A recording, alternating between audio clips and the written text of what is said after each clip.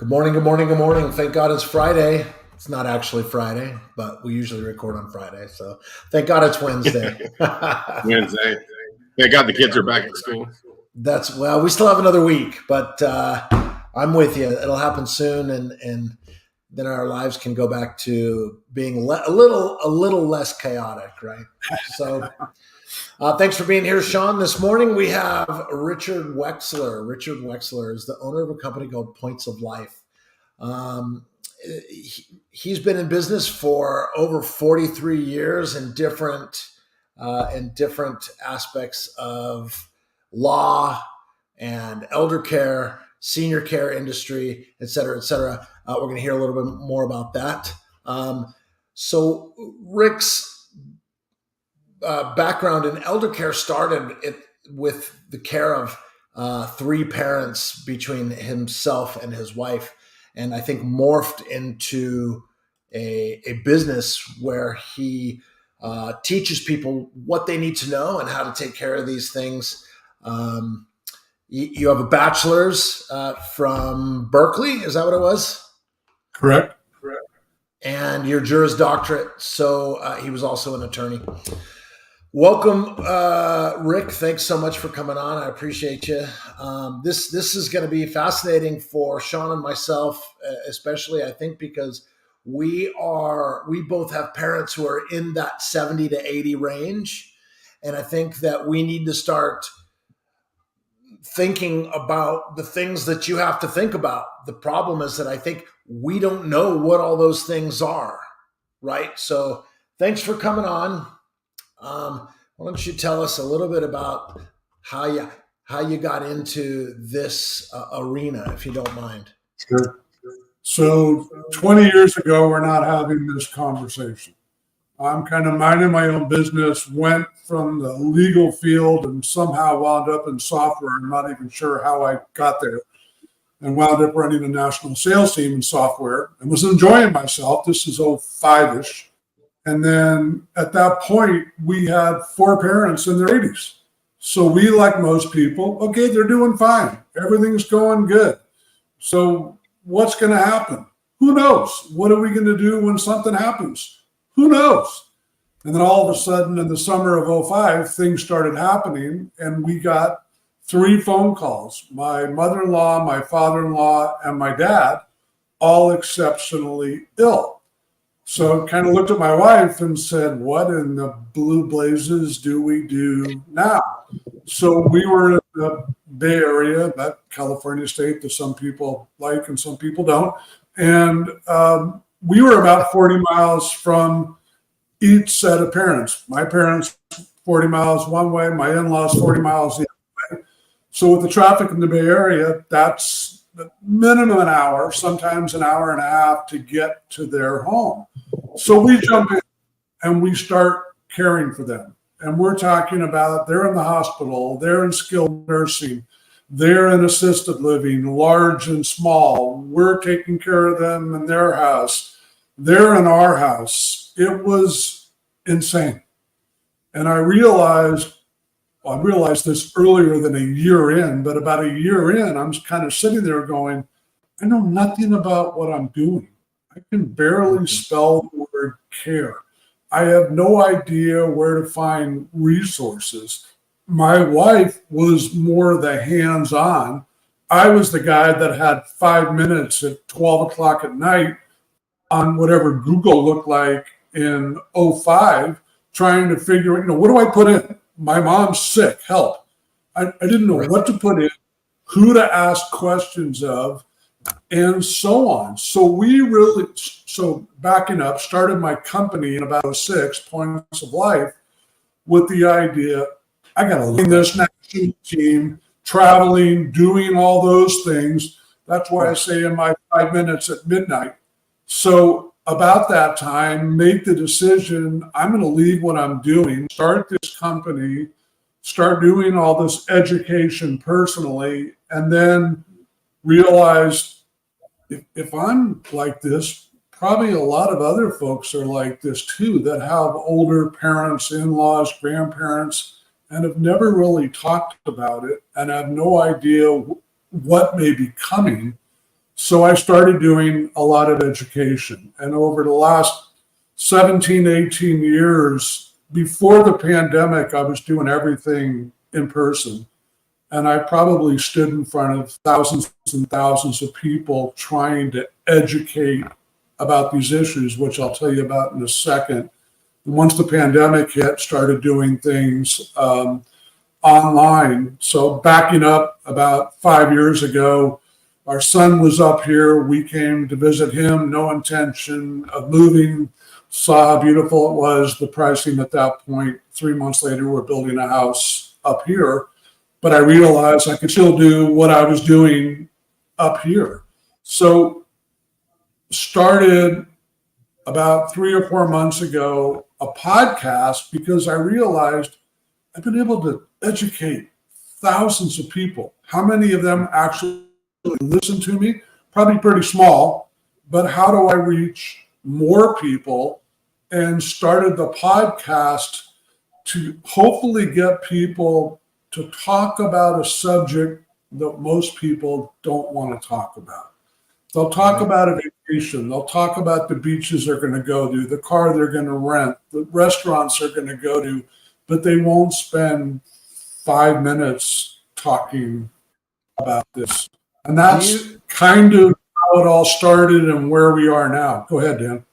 Rick, do you think that this is partially because nobody wants to admit that this will become just about everybody's reality? Is this denial, basic denial?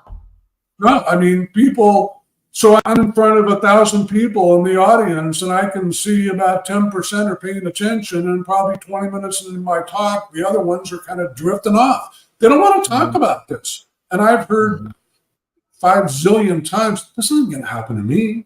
So when I was in California, people would literally say to me, I'll just head for the Golden Gate and jump if something happened. Come on, really? And here I hear different reactions, but they're a similar result. I'll just take care of myself. And I look at people and go, come on, that's insane.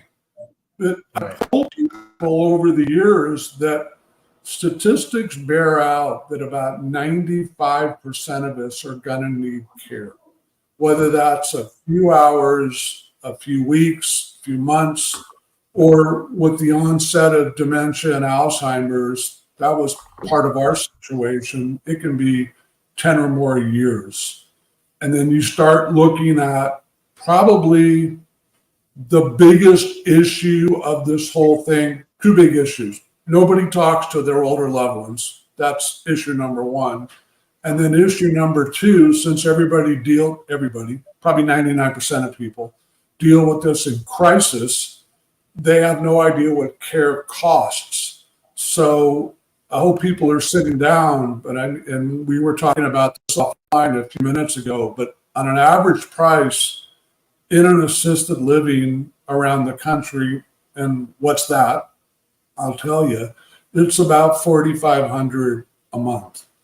And most people go, well, I'm just going to stay home and someone can take care of me in the home and I'm going to die with my boots on.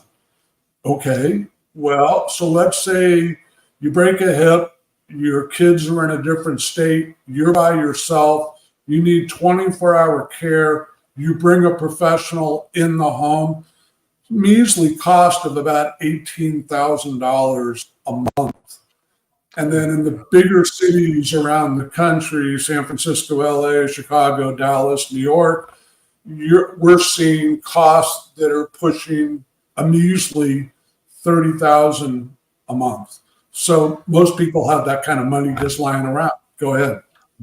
So generally speaking, that money, as long as those parents have any money, is coming from them, right? I mean, they're paying for their own care if they have the money.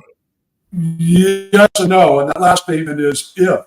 So since most people, I mean, I work with a lot of financial planners around the country, and most people maybe have $20,000 in their piggy bank.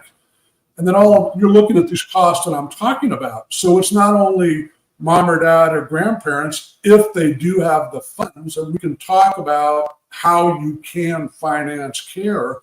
But a lot of times then it's going to the adult kids who may be 40 on up. And what we're seeing now this is a little different than it was 16, 17 years ago. People are living so much longer. We're seeing people that are mid 60s or older, which was me, taking care of parents in their 90s. And who would have ever thought that was happening in their life? I had a client in California 6, 7 years ago. He lived to be 117. What? Yeah. So, yeah. So most people, go ahead. Did he tell you the secret? Did he tell you the secret to 117 years? Not that I'd ever want to live that long, I don't think. Smoked and drank and did all those kind of things, and still, and he was doing really well till he hit he hit that young age of about 115 and started having some difficulty. And his daughter was taking care of him in her home. How old was his daughter? She was in her 60s. Yeah. My goodness. So you think about, who's going to think about taking care of someone to that age? And then, so you really have a few options for care. In the home, meaning a family. You move to mom. Mom moves to you. And there's so many ramifications around that. Or you move to a beautiful assisted living. And some of them, if you're old enough, look like the Love Boat. They're gorgeous. $4,500 the average price. You can be talking different parts of the country, 8, 9, 10,000 for a room. Or if someone needs memory care, they go to a memory care community, and a lot of parts of the country, you're talking over 10,000 a month. Or you bring someone in the home. And is that Mary off the street that you find it at the church or through Craigslist? And yeah, she's going to be a little less expensive, but there's a lot of issues with that. Or you bring in a professional from a home care agency, and you're paying $25 to $40 an hour. We had some experience with this with my wife's grandmother. In her last few years, she needed memory care, and at first we brought somebody. I didn't have anything to do with it, but her daughters took care of it and had somebody come in the home who seemed to care very much. I don't know how much she cost. It was obviously less expensive than the memory care that she ended up in was, but this person ended up stealing, although she took great care of her, and I don't know what leads to that, but there were some things missing, and so that's horrible. You feel like jewelry, stuff like that. We brought you in to help and do the things that we can't do because we have to work and to make the money to take care of this, etc. And then you feel like violated, and oh my gosh, I put my loved one in that position, and she was stolen from.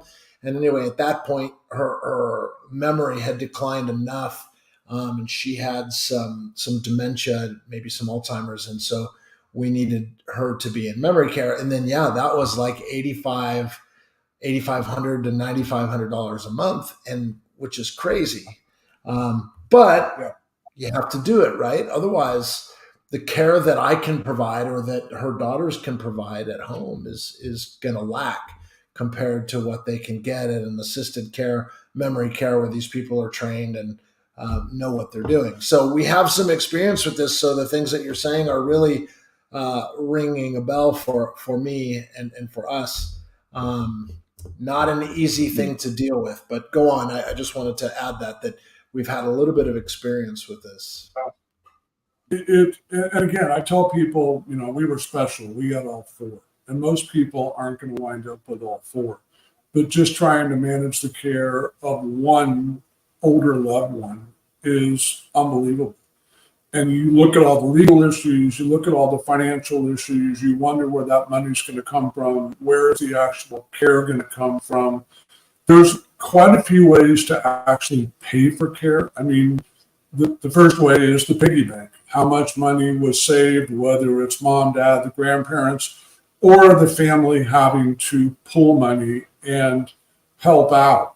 There's long-term care insurance, but that isn't something you can get when someone's ill. You need to get while they're well.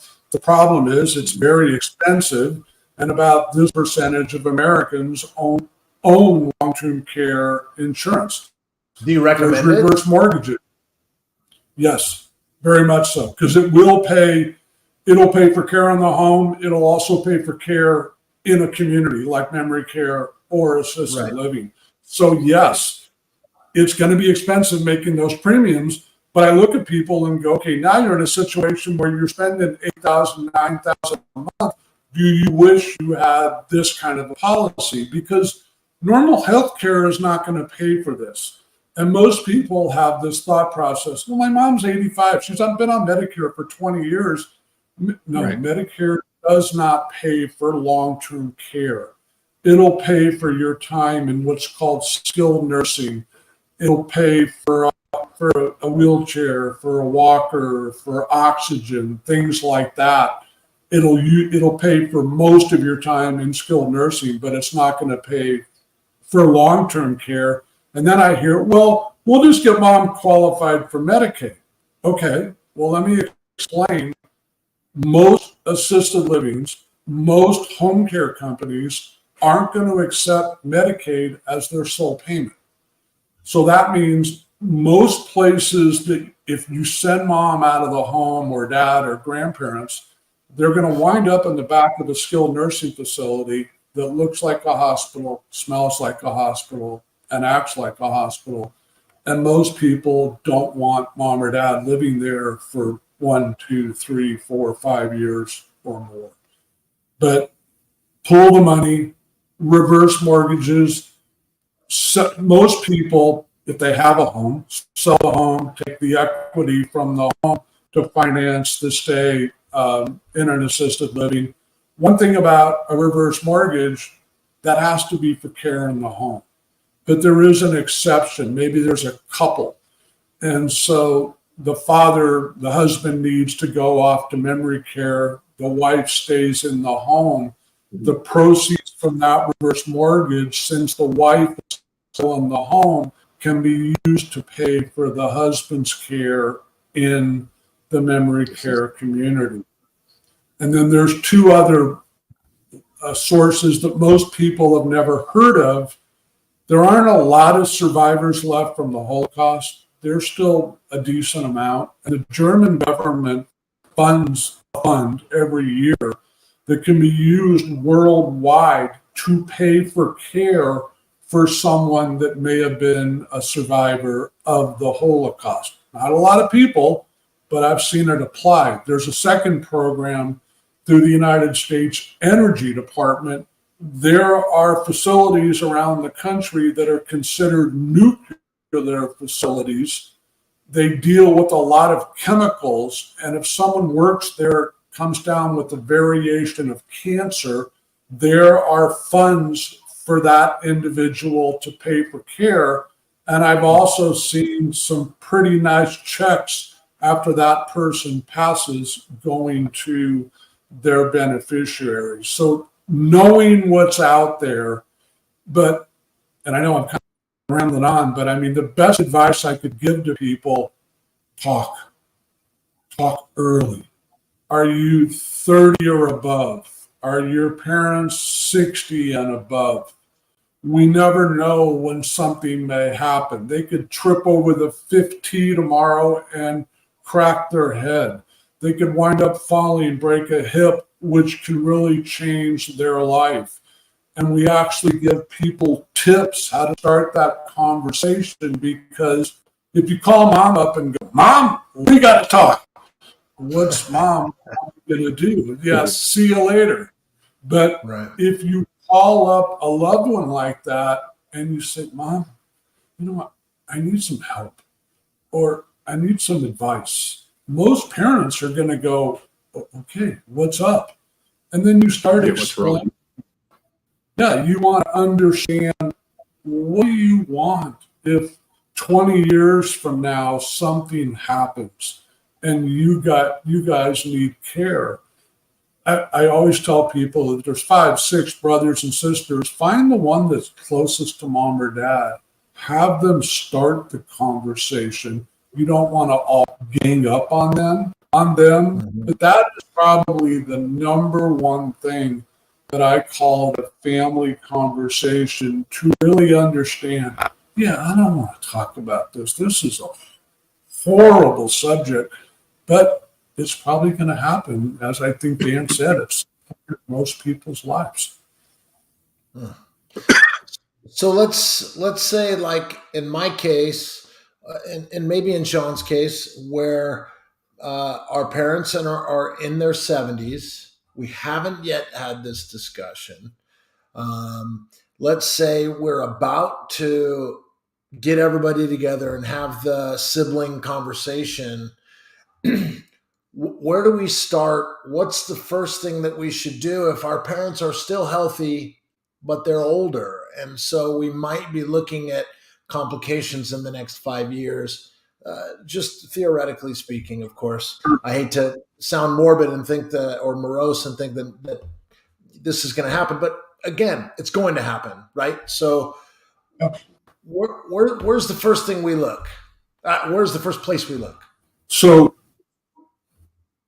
yeah, I've told people over all the years and all my public speaking, this is a horrible subject, guys. I say that right up front. It's not fun, and it really isn't. But in that initial conversation, like I was saying before, you kind of want to open the door with, Mom, Dad, what do you want? So, God forbid, hopefully nothing happens. But if something does happen, what do you want? And so they're probably going to say they want to stay home. So then you need to find out, okay, well, there's 3 brothers and sisters. What is that going to cost? And maybe we know that Mom and Dad did really well, or maybe we know that they kind of struggled. So what is that going to cost? So you're going to reach out to someone like me or someone else in the elder care field to start getting information about what it's going to cost. But you also want to find out, okay, so I've heard of these assisted living places. What are they? What do they do? They're about to build one not too far from where we live.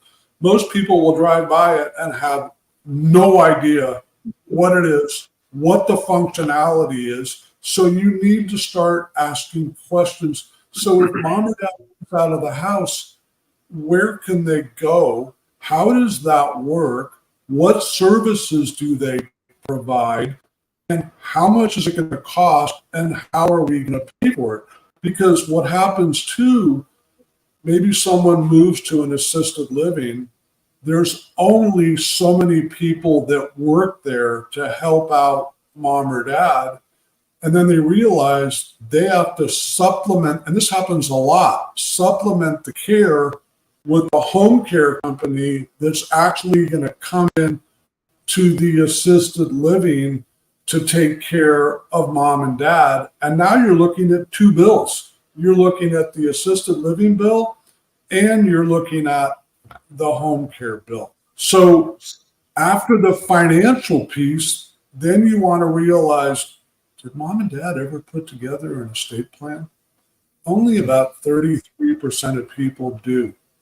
And it isn't too late, but you obviously want to do it before they, from a cognitive perspective, cannot execute that.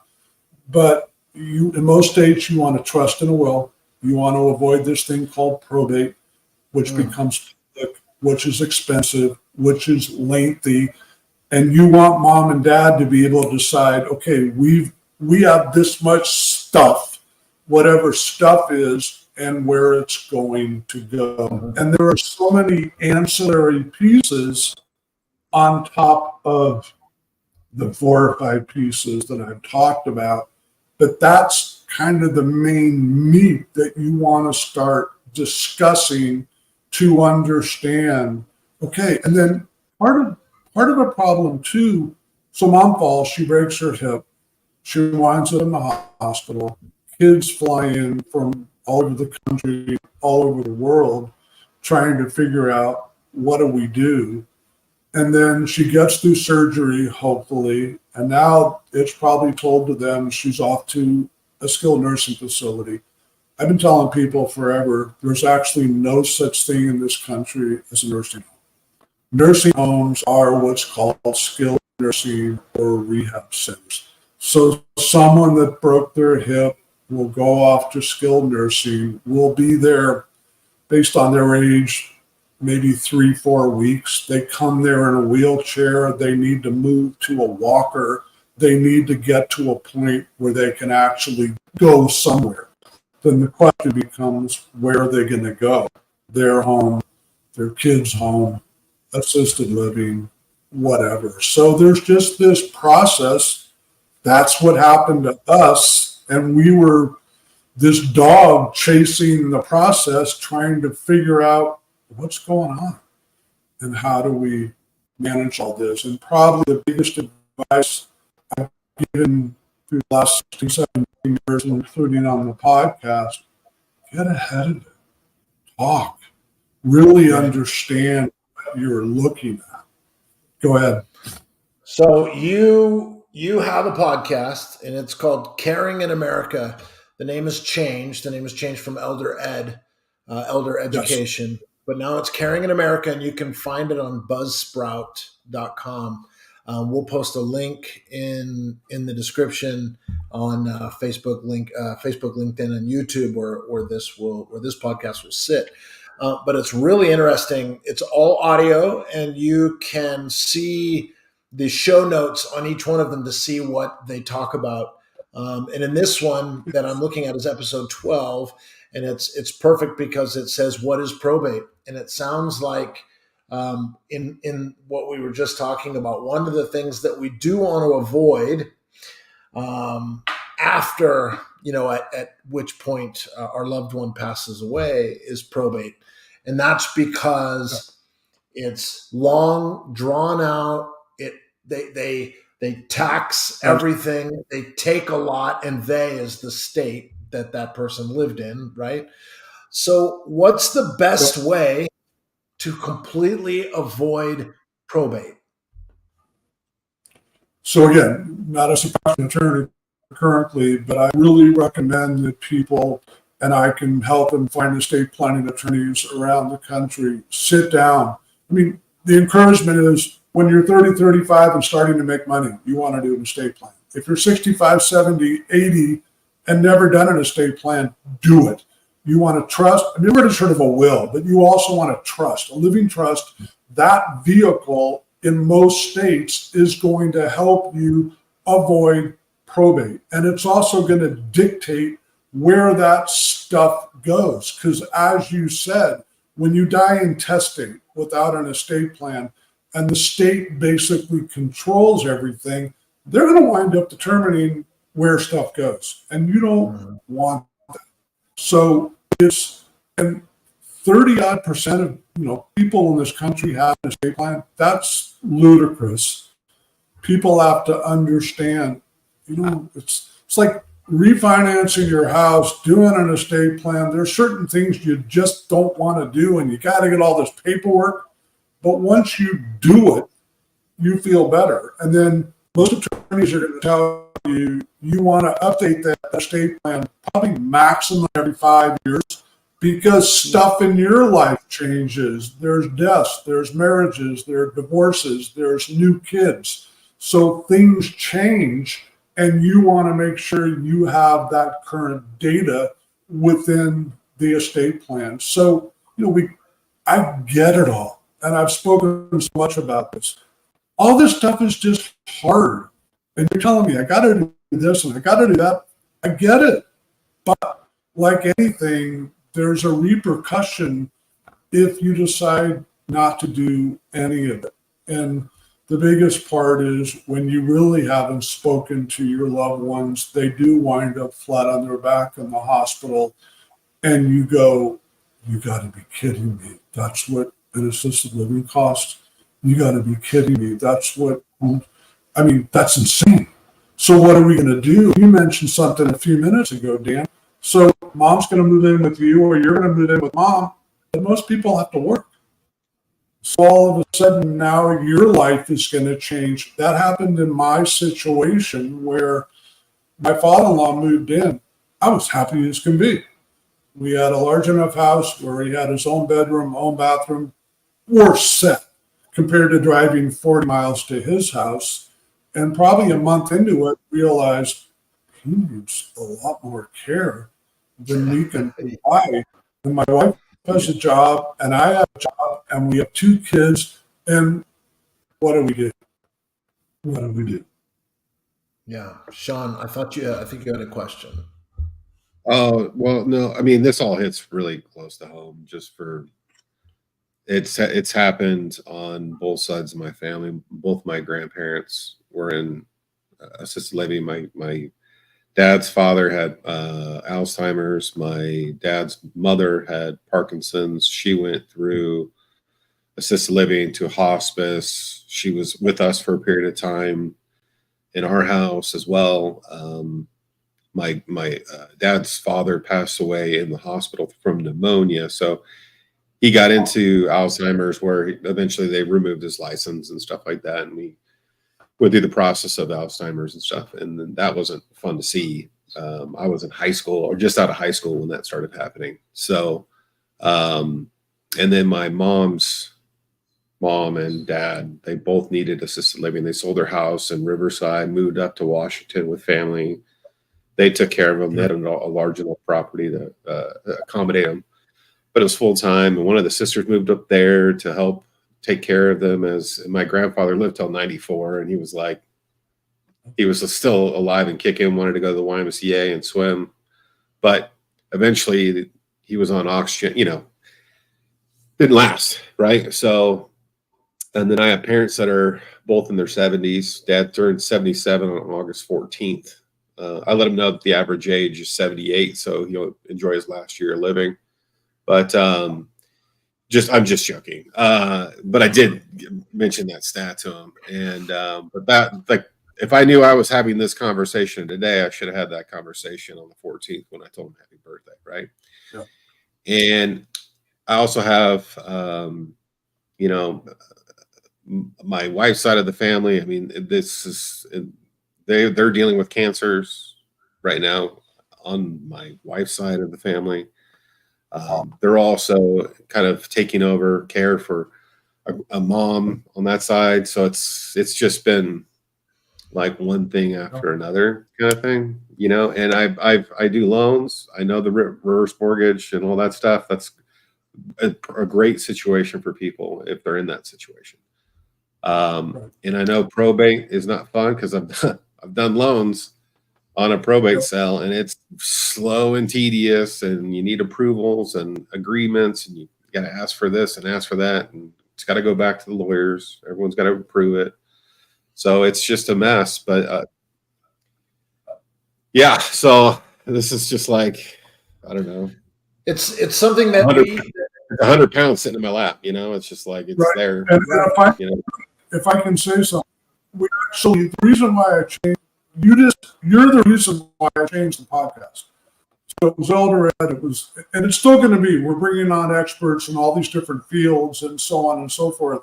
But what I realized, I started, episode 13 is our story, which I've relayed. And as I was doing that, I realized all the people that have told me their story, like you, or all the people that I've helped tell their story.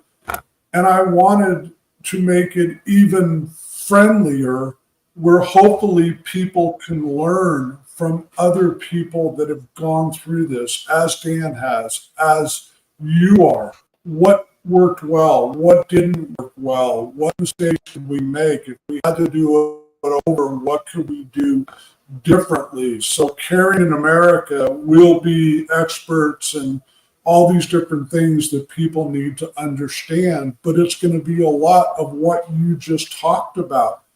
Most of us have families like yours, and as we get older, unfortunately, stuff happens, and we have 2 choices. We can be prepared, which will never make it easier, but I tell people, it'll be a little bit easier, or we can do it without any preparation, which was our story, and it's really, really hard.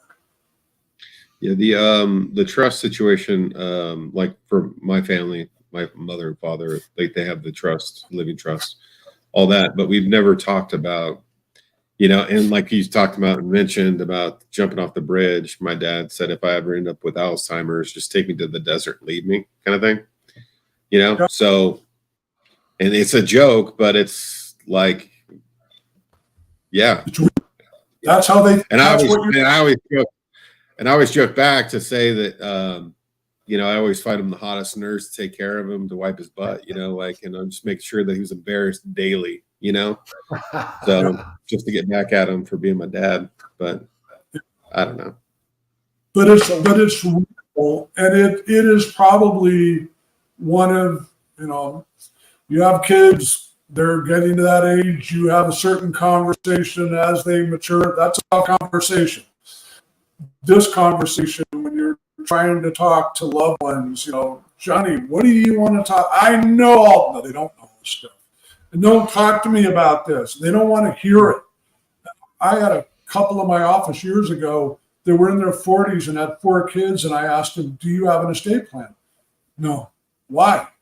Oh, if we have an estate plan, something's going to happen. The plane's going down. And that's how a lot of people think. Or if we talk about this, mom will fall, dad will get sick. But it's, as Dan has said, it's reality. And it's just very challenging. And unless we figure out some other way, it's kind of the way of life for most of us. Yeah, and when you're doing it like an estate planning thing, roughly how many hours of work really go into preparing the paperwork needed to put a trust in, right? So let's say it's 5 hours. So let's say it's 5 hours or whatnot, right? On my side, but that seems like that's going to save me hours, months, weeks if I end up in probate, or anyone else ends up in probate, or what that looks like versus 5 hours worth of work. So right? I think equally importantly is you need to look at it as though, in respect of dollars, hours are obviously very important, especially if you have to work to make a living. Those hours are important. But Rick, what is the general cost? What do you think it should cost for a normal trust? Estate. Or so estate plan. Estate plan. And things have changed over the last 15, 20 years. There are some very good vehicles online where you can probably do that for less than $500, $750, maybe even less. I'll recommend, and if you do have a couple more dollars, going to an estate planning attorney where you'll sit down. They will ask you all these questions. They will put it together. If you own a home, they'll probably put the home in trust. You're going to spend a little more. The more complex of stuff that you own, you own rental properties, you own a lot of different things, it's going to be more expensive. But for a lot of people, let's say it's an expense that's less than $1,000. And as Sean was talking about, it's going to save you so much emotionally and financially when someone does pass. Because a lot of times what happens, we've all heard stories about it, is there's 4 siblings. One of them doesn't agree with the way that you want to handle things, and things then go to pot, right? Because no, that's not how I want you to handle the house, and I want that money, and no, I want this, but if it's all spelled out there, it has to be adhered to, correct? Yeah. And I've actually I've had the parents and kids in my office in years past, and the kids are saying that exact same, what do you mean you're going to use the house? That's my money, or that's my house. We have to get realistic. And then what we also find, and I find this all the time, in a lot of families where there's multiple siblings, maybe one person winds up doing all the work from a care perspective, and a brother or a sister that may even live miles away from mom and dad, where the other brother or sister may live a few states away, isn't willing to get involved. That's part of that conversation you want to have up front. Right. Especially, again, this started in 2005 for us. A lot of things are different. What you can do online now from a financial perspective. Maybe someone in the family who's got a good brain for that can handle all the finances for mom and dad. There are things you can figure out but you got to get the brothers and sisters on the same page. So is there still something called a conservator? Or Yes. is there still the one person that is in charge of handling all those things? And I think also almost invariably, you're going to get, in like your example, you're going to get the guy that lives 200 miles away, doesn't want to have anything to do with care or planning, but he still wants his piece. I still want my equal share. Unfortunately, a lot of times, obviously, people think about this in terms of dollars and cents. Mom's gone. I want what's mine, right? Yeah. So does that conservator, if someone is going to be the lead person, the lead man, the point man on this, getting all this stuff taken care of, do they deserve more? Do they get more? How does that work? Well, normally that may be a trustee within the trust. From a conservatorship, you're probably looking at someone from a cognition perspective can't manage what they have, mom, dad, grandparents. Okay. So you're talking dementia, you're talking Alzheimer's, but that happens. Or Britney Spears. Right. There you go. Or You know? someone very young, but someone control it. And then, I mean, what happens too, it doesn't happen all the time, but there's a lot of attorneys that make pretty good money on this. People fight the estate after mom or dad passes. And mom didn't really mean that. Dad didn't mean that. I was supposed to get the lake house, blah, blah, blah. And they'll fight it. Very expensive, timely, so on and so forth. But a lot of it, I'm just firm believer, if I leave any message or anybody watching this, start early. Start talking about this. You understand that your brother Charlie is a certain way, that your sister Mary is a certain way. How do we work within this? Because when you're talking about elder loved ones, in-laws, parents, I've seen people that are taking care of a close Uncle Charlie or a close Aunt Mary they've known all their lives. It's about them. It's not about you. And a lot of people have to understand that. And then, like you talked about, my last parent passed away in 2019 at 96. So I understand that when they get into their 90s, and there has to be this understanding. Is it always possible? No, but you do the best job you can to make sure the siblings are on the right page. And then you pray when someone does pass that your brother Charlie or your sister Mary is not coming after the estate, because it's all about them. Right. Yeah, that's luckily I don't think that's going to be an issue in my family, but it is something that you hear about, and it destroys families, and or it can destroy families. And I think that having that estate plan in place is something that is a very good idea. And so having that discussion, if you have siblings, or even if you don't, hey, mom, dad, what are we going to do? How do we handle this? But of course, this is something that you provide as a service, teaching people about this. So having people that are watching this come to you to ask all these questions on a more personal, on a more detailed level would be a good idea. We'll definitely put all the information in there in the description. Sure. Points of Life is the name of the company. And do you want me to give out a phone number or not? I'll put it all in the description. I mean, you can say it if you'd like, but we'll put it all in the description and make sure that that people know how to get a hold of you, since you've been doing this for so long, and this is just something that we just don't talk about. It's something that people, like you said, people want to pretend that it's not going to happen, and they are in denial. Like, if we don't talk about it, it's not going to happen, but it's going to happen. Hopefully mom and dad get to go in peace in their sleep at home. But a lot of us, that's not going to be the case, or we think it is. And then one day, boom, like you said, broken hip. That's the downhill slippery slope, right? I mean, that's oftentimes that turns into, you're in a facility and there's nothing you can do about it. And things go downhill from there. And a lot of people don't realize, so mom's 85, she breaks her hip. Why is that so difficult? She hopefully gets through surgery, which is hard, but there's a lot of rehab after surgery. And a lot of people at that age don't want to go through that rehab. And they don't fall through it. Yeah. And that's where they go downhill. They wind up with pneumonia, whatever it may be, and that's what it takes them. So it's this process that happens once something happens to kind of, as you're talking about, so our last parent died in 2019. It still affects our life today. And it sounds like it's still affecting Sean's life. It affects most people. It can be emotional, it can be financial, it can be physical, it can be all the above.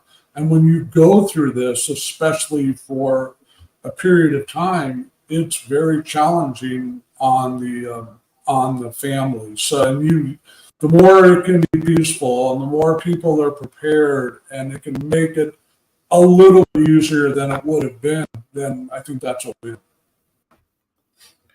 We've got Caring in America. We've got your. Yeah. I'm going to put this up here so people can see it.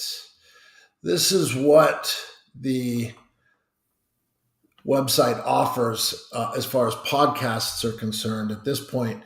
So if any of these topics look like there's something that, oh, she broke her hip. Look at that. We were just talking about that. Because I think that's something that really happens quite often, right? Yeah. I was going to say, like you just, it's one thing and it's small. And then as soon as they go in a hospital, it's almost like they just accelerate that downward trajectory. Yeah. Yep. I agree with you. So these are all very interesting topics, keeping everything straight. Who can help? She broke her hip. What's next? All great things. I'll put a link to this in the description so that people can get to that. Hey, Rick, what questions should I have asked you at this point that I have not? Because obviously you've seen this 1,000 times and I haven't. So Tell me something that I should have asked or I have failed to ask so far that maybe you think is very important that we should talk about. You've done a very good job. And, and you asked about this. And again, it's whenever I speak, it always starts with that family conversation. And then we get into cost. And we've talked about cost. And then we get into how you finance all this. And there are other ways besides your piggy bank. And then we answer the questions. We talked about it. So what does Medicare cover? What does Medicaid cover? And how does that work? And then a lot of it is just maybe one question, and obviously it varies per families. How do we deal with this? How do we handle this in a family? And if there's no children, if there's one child, if someone is moving in with mom or dad, or mom or dad's moving in with them, how do you, and I talked about this in our story, how do you manage your own life when now you have mom or dad living with you, or your wife is left to move in with mom or dad? And what does that do? And that's something we experienced for years. And it's, again, something you're not thinking about. But as what I tell people, if you go home for Christmas, you go home for Thanksgiving, maybe you see someone on their birthday, 4th of July. If you start seeing changes, dad calls you by your brother's name. Cognitive decline. Yeah, or mom's having a difficult time walking from when you saw her last year. If you haven't, you want to start those conversations, because if she's having a difficult time walking, there's a very good chance at some point she's going to fall. And hopefully she bounces and she's okay. But most of the time she doesn't. So it's you asked, and I think both, you've asked a lot of great questions. And the biggest issue is, one of the biggest issues is try to get ahead of this and get ahead of it so you have a roadmap and know what to do when something happens. So my brother lives in Texas. My parents, my dad and stepmom, live in Texas. And my brother has tried to have this conversation with them so that the financial aspect is taken care of, at which point they are in need of any of these facets of later care that you've talked about, and they are reluctant to discuss it. I don't know if it's because they don't want to talk about how much or how little money they have, or whether or not that they are or are not prepared for these eventualities. But when a parent or group of parents are reluctant to discuss it, it makes it difficult to get ahead of it, like you're saying. Yeah. Is there some advice that you can give where we can sit down and say, look, I know you don't want to discuss it, but or give us a way to enter into that discussion in such a way that they don't feel like, hey, you're talking about my death, or whatever reason they don't want to talk about it. I've experienced that a lot, and thank you. I've gotten that question a lot. And the advice that I normally give, you're the child. Your brother's the child. They diapered you. And that's how they look at you. And irrespective of how old you are and how successful you are, that's how they look at you. So in a situation like that, you want to bring in a third party. Is that third party a doctor, or is that third party a priest or rabbi, whomever it may be? And you want to get that. And what I've noticed, especially people that are 80 and beyond, when someone like that comes into the home or engages in a conversation, they sit up straight. There's a respect. So the best advice that I give people who have struggled with that conversation is get a third party involved. And what we've seen is there's a greater likelihood for mom, dad, grandparents to actually open up. And it seems silly, but that third party can help. Okay. All right. Well, that's I appreciate that, because it's something that unfortunately we're going to have to do to get out in front of it, like you said, so that it doesn't become a turbulent issue down the road. Yeah, because regardless of whether the finances are there, it's still the inevitable. If 95% of people need care, if 95% of people end up with this or need this care, whether there's finances in place or not finances in place, you still have to have a plan. Like for my instance, it's like if my mom and dad needed that care, their house is sold in California. That would be the only avenue that we would have, is either to sell or do a reverse mortgage, which, that's up to them, but that would be the only way. That depends on equity and all sorts of other things too. Not everybody can do that. They've had the house for 45 years, but not everyone, maybe there's only $70,000 of equity in the house if you sold it. That changes everything. That's 7 months, right? Based on where you live, California has been fortunate to gain a lot of equity for most people. You live in different parts of the country, maybe there's $10,000, $50,000, $20,000 in equity, which isn't going to wind up paying for very much. Part of why I go back to that, you got to talk early. And if there isn't a lot in the house, there isn't a lot in the piggy bank, there's not some crazy program that I'm not aware of you qualify for, then it usually comes down to the family care, and all the ramifications that go around that. Yeah, and I'm sure that can. Yeah, I'll give you another example. When my grandmother passed, she was the last one living on my dad's side of the family. When she passed, maybe she had $300 to her name. Yeah, I get it. And that's real.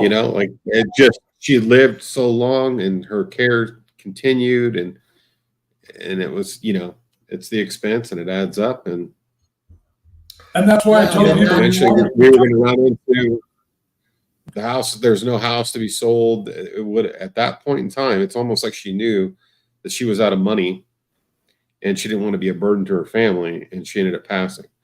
But it was going to be passed on to my dad and his sister. Right at that point, so it can get real quick. Yeah, and I think too, once things start devolving and becoming more and more difficult, then there's other issues. You've got sibling resentment. You've got all these things that can make things even worse on a compounded.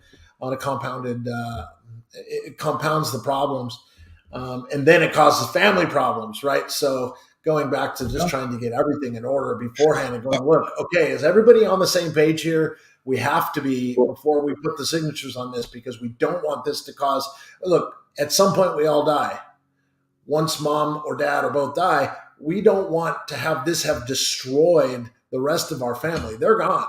We don't want to have destroyed our family because this wasn't prepared for. That's a huge issue that I've seen so many times, where the care, 3, 4, 5 years, whatever, it really affects that family unit. And the last thing mom or dad wanted was the siblings going after each other. But also, most families from the time they're 10, 11 years old are dysfunctional to a certain degree. And then now you wind up in a caring situation for a loved one, and to all of a sudden become functional is challenging. But you got to really try, or you wind up living the rest of your life, and you're laughing, Sean, the rest of your life with ill feelings towards a brother or sister. And, well, I mean, I hate to make it personal, but I mean, I don't talk to my brother. My brother lives with my mom and dad. He's 47 years old. Like, it would make sense that he would be the one willing and able to care for them in California since he's there. But I don't know if that's really in the cards, or whether he would make the right decisions. Well, and if he's living there, he doesn't probably have the finances to do it, but to be the person that's there, helping mom, helping dad, doing things, running errands, organizing. No, because he's also got to work too, believe it or not. Yeah. So, but like, I have a question for Rick too, which is, how often are trusts actually viewed by, or in your experience, viewed by the kids? So they know so as opposed to if someone passes and then all of a sudden it's like, dad didn't tell me this, or mom didn't tell me that you were getting the Mustang or whatever, right? Like, they knew I love that car. Like, do they ever get a chance, or do they ever review it, or does that never really happen? I've never seen my parents' trust. I don't know what's going on. Usually happen, and it can be. Should I ask for it? If they'll give it to you, sure, but it can be difficult. Once the kids find out, hey, he got the '67 Mustang. Hey, he got the lake house. Hey, I got the wheelbarrow. I mean, whatever. It can be challenging. Better be a nice wheelbarrow. Yeah, exactly. But I mean, and it happens a lot. And I've seen, parents do some crazy things. Mary's always been there for me. I'm going to give her more. And Johnny, he's getting a lot. They make decisions. He'll blow it. I'm not giving him any money. Yeah. Give all my money to the cat. Screw you all. Yeah. And then, or people donate it, all of it, everything. Yep. And really, it's not our money. But there's the real piece of this, which is you as a family. There's the conversation, there's the caring, there's the financial issues, there's the legal issues. And I've told people over the years, sometimes, and you guys are bringing it up, it even gets more complex once someone dies, and what's going to happen from that point on, and the decisions they may have made, and how ticked off that a child in the family may be. But those are kind of the largest issues. And then there are so many other issues that come with it. Talked about on the podcast, you tell your boss, I got to go take mom to the doctor. I'll be back in an hour and a half. And by the time you get mom in the car, get to the doctor, get her out of the car, get her back in the car, go someplace else for tests, go get something to eat, get her back home, it's 4 or 5 hours later. That was just taking mom to the doctor. And that's real. Yeah. Lots to think about. Rick Wexler of Points of Life is somebody you should talk to if these are questions that you have or concerns that'll be arising in your life in the not too distant future. But like he said, get ahead of it, take care of it, do it before you need to, because then there's stress involved that doesn't necessarily need to be there. This is, You can concentrate on grieving or whatever, as opposed to the stress of the situation. or even just get in way before it becomes a problem, so that you all know what's going on, and then hopefully everybody abides by that and the plan. And of course, so many variables, anything can change, but it's better to have it on paper and have everybody kind of know what's going on. Rick, I want to thank you so much. I can say one last thing, Dan. Absolutely, please do. The reason I've podcast is to talk about this issue. And I just wish, almost every state government, Washington, D.C., there's no conversation about this. The people are listening out there. This is an issue that we're not understanding. We have the old boomers are going to be 80 years old in less than 3 years. Many of them have not done a very good job of taking care of themselves. The average person that currently goes into an assisted living is around 85. We're seeing a lot of boomers in their early 70s. They lived through the 60s, took every drug under the sun. They're overweight. They have diabetes, and they need care a lot sooner than mom and dad. So I'm encouraging people, if you have any type of influence, this has to be a conversation that we're having nationally, not just some little guy like me, so people understand this. Yeah, well, thank you. I think that's prudent advice. It just has to be had. You have to talk about it. The times they are a changing, right? Like you said, that sliding scale is shifting to a sooner period of people's lives when they're needing to be taken care of for whatever reason, whether it's they lived hard or their body just is in decay or whatever. Yeah. So certainly is a discussion that I need to have with my siblings and kind of see where we're at. And probably maybe Sean's going to do the same thing. If there's anybody out there who needs to ask some deeper and more difficult questions, reach out to Mr. Wexler and see what he's got for you. Again, we'll put all that information in there. Thank you so much for your time today. I know you have a podcast to do soon where you're going to be talking about your story, and that'll be being released under Caring in America on Buzzsprout. I've put that information in the comments as well, and I'll put it in the description. Thank you so much for coming. I appreciate you taking the time to be with us because this is an important issue for most of us. So thank you very much. Yeah. Thank you, I John. definitely appreciate it. Yeah, appreciate it. Thank It's you. my pleasure. We'll talk to you soon. Thanks. Take care, everybody. Yep.